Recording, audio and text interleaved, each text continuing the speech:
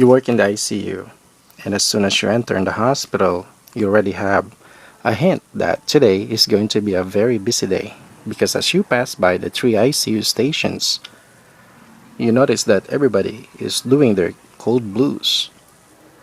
There was not that much of manpower in the hospital because the RRTs and the cold blue team were currently being utilized in the ER and in some other units. Now you're starting your shift with one patient, status post cabbage, post of day number 1, with intra-aortic balloon pump.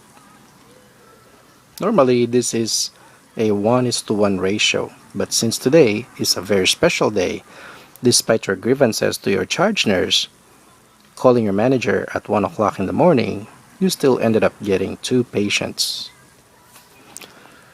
Your second patient is coming from the ER, a 77 male diabetic that just arrived in the ED from an ice cream party of his granddaughter that missed his dialysis yesterday. Previous vital signs that you received from the ED are as follows. Blood pressure 70/40. Patient is already receiving bolus of IV fluids. O2 sat of 87%. Patient is already on a non-rebreather mask. Temperature of 95 degrees Fahrenheit. Bear hugger is already on. From ED, there's a wide QRS, most of the 12 leads in patient's EKG. Monitor shows normal sinus rhythm in the 70s. When the patient arrived in the unit, you saw the people from ED running like there's no tomorrow into the patient's room, together with the screaming and hysterical relatives. Here you are in front of the unconscious patient. He is non-responsive.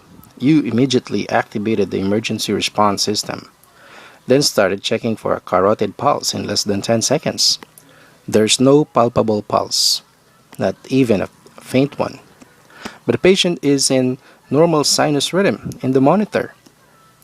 So you started doing compressions 30:2 while waiting for help to come. Patient already have an IV access from the ED, and thanks to them, you have a gauge 22 in the left AC.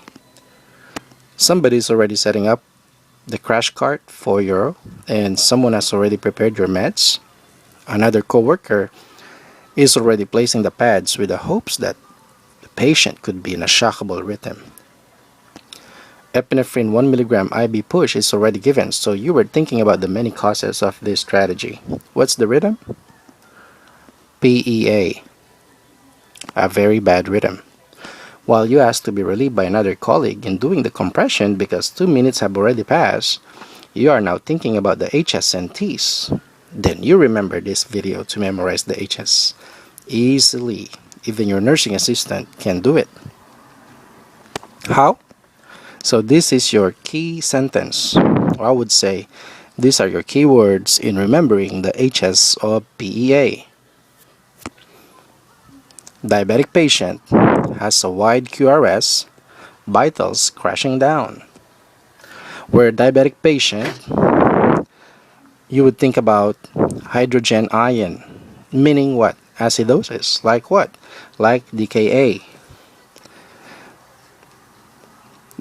So that's one. And what follows? Diabetic patient has a wide QRS. Wide QRS. If QRS is more than 0.12 seconds or more than 3 boxes, then your EKG shows wide QRS. Then you think quickly, either hypokalemia or hyperkalemia. What's next? Check vitals. So what's in the vital signs of your patient that you need to remember? So vitals crashing down. What are these? Your blood pressure 70/40. You're going to think about hypovolemia. How about the oxygenation, the O2 sat 89%, so you think about hypoxia. How about the temperature, 95 degrees Fahrenheit?